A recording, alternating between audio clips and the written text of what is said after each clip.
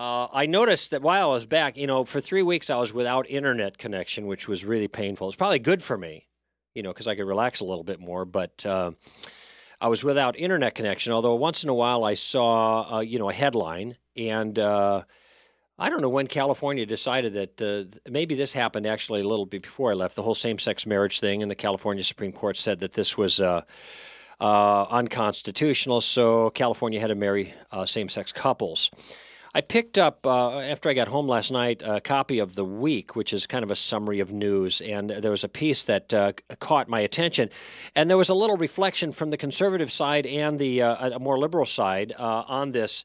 The conservative reflection was that that maybe this was a bad move strategically for the same-sex advocates across the country, because California is one where, as California goes, so does the country. It's the idea there. But that, of course, is going to alarm a lot of people, because now this hasn't happened in a corner like in New Jersey, and who cares about that? Now you got California marrying same-sex couples, and everybody's up in arms. And what this could do is cause a backlash and get a lot of conservatives to the polls in the fall that wouldn't normally come for other issues. They'll come for this one. Well, possible. And it might be that the Supreme Court now steps in and puts the kibosh on this because it's creating chaos with interaction with marriage licenses with other states and everything, and that may happen too. The response from the other side, Sarah Sarason in the Washington Post, was that this is wishful thinking. And then I'm quoting here now from the piece in The Week magazine. Back in the innocent days, conservatives pined for, and I guess this is a summation of what Sarah Sarason had said. Back in the innocent days, conservatives pined for a couple's wedding day marked a life-changing transition in which two people moved in together, joined finances, and had sex for the first time.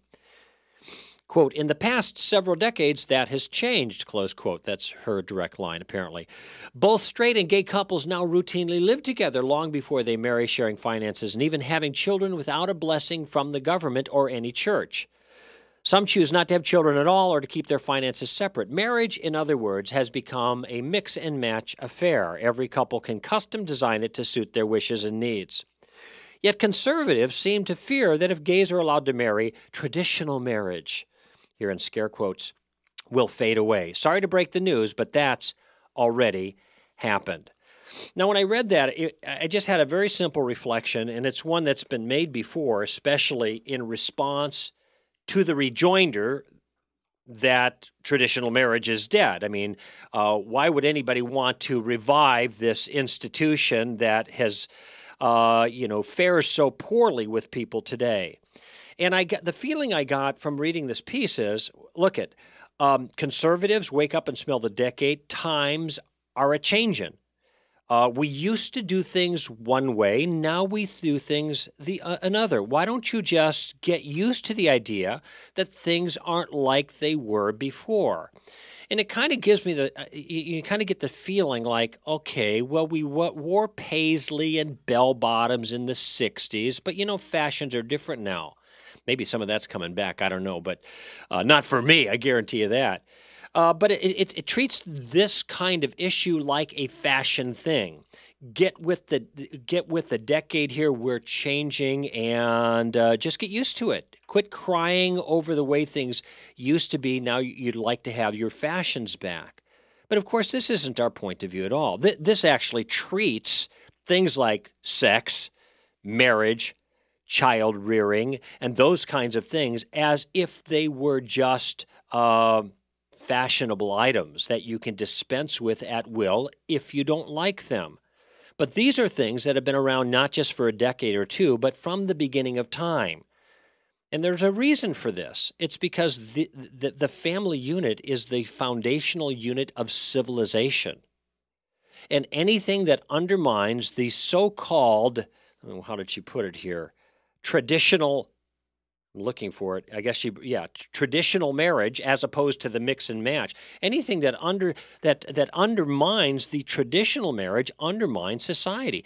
You can look at society after society, or even our own culture, as marriage has been undermined by different things like no-fault divorce and the like. This is not good for children, especially. This is not good for society. Yes, maybe marriage is suffering, but why would we want to do anything now to encourage more of the same? I think the goal is to get back to where we were before as much as possible, or at least not to encourage more